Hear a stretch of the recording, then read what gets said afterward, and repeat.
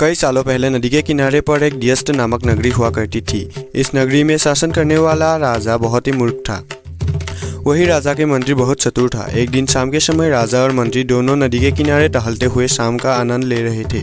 तभी राजा ने मंत्री से एक सवाल पूछा, क्या तुम बता सकते हो कि यह नदी किस दिशा में जाकर और कहाँ तक बहकर जाती है? मंत्री ने राजा को तुरंत जवाब देते हुए कहा कि यह नदी पूर्व की दिशा में बहती है और यह पूरब देश तक जाती है।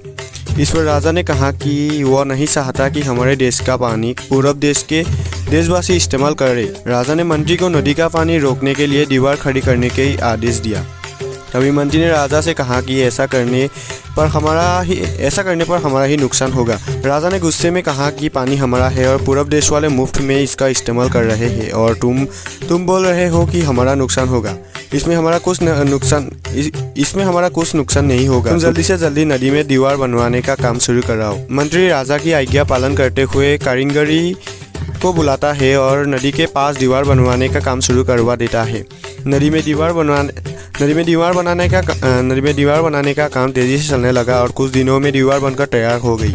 यह देखकर राजा बहुत प्रसन्न होते हुए, परंतु उनकी मूर्खता के कारण कुछ दिन बाद जब बारिश में मौसम दस्तक हुआ तो नदी का पानी पूरे गांव में भरने लगता है। धीरे धीरे पानी लोगों के घरों में घुसना शुरू हो जाता है। इससे परेशान होकर सारे नगरवासी एकत्रित होकर मंत्री के पास आते हैं। मंत्री उन्हें आश्वासन देता है कि वह इस समस्या का हल ढूंढ निकालेगा। लोगों की परेशानी सुनकर मंत्री समाधान निकालने के लिए योजना बनाता है। उन्होंने राजमहल में समय को बताने के लिए घंटा बजाने वाले शख्स को इसमें शामिल किया। वह समय के अनुसार घंटा बजाता है जिससे लोगों को समय पता चलता है। मंत्री ने उससे कहा कि आज तुम प्रति घंटे की बजाय हर आधे घंटे में घंटा बजाना। इस आदमी ने मंत्री ने जैसा कहा वैसा ही किया। इससे जब सुबह की 3 बज रहे तो उन्होंने 100 बार घंटा बजाया। 100 घंटे सुनकर राजा और सभी नगरवासियों को लगा कि 100 बज गए हैं और सुबह हो गई है। राजा उठकर बाहर आता है तो वहाँ मंत्री पहले ही मौजूद होता है। बाहर अंधेरा देखकर राजा मंत्री से पूछता है कि अभी तक सूर्योदय क्यों नहीं हुआ? राजा के सवाल का जवाब देते हुए मंत्री ने कहा, महाराज, प्रातःकाल हो चुकी पर हमने पूर्व दिशा वालों के यहाँ पानी को जाने से रोक दिया है, तो शायद इसीलिए उन्होंने हमारा यहाँ सूर्य की रोशनी को आने से रोक दिया गया। इसीलिए सूर्य उदय नहीं हो रहा है और हमारे देश तक रोशनी नहीं पहुँची। ऐसा लग रहा है कि अब हमारे देश में सूरज की रोशनी कभी नहीं पहुँच पाएगी। यह सुनकर राजा चिंता में पड़ जाता है और मंत्री से पूछता है कि इसका क्या उपाय है। मंत्री उत्तर देता है कि महाराज, अगर आप नदी का पानी छोड़ देते हैं तो हो सकता है कि वो भी सूरज का छोड़ देंगे। इससे राज्य में फिर से रोशनी आ जाएगी।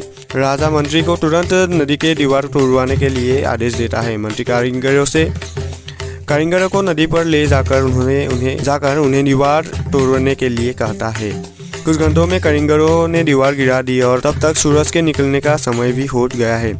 सूर्य उदय हो गया। सूर्य की लालिमा देखकर राजा बहुत खुश हुआ और मंत्री को इनाम देने का घोषणा किया। राजा ने मंत्री की तारीफ करते हुए कहा कि तुम्हारे कारण अब हमारे राज्य में फिर से सूर्योदय हुआ है।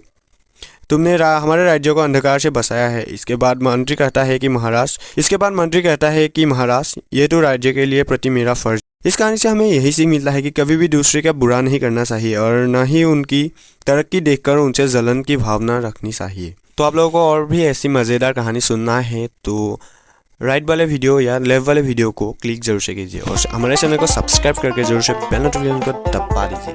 आज के लिए बाय बाय।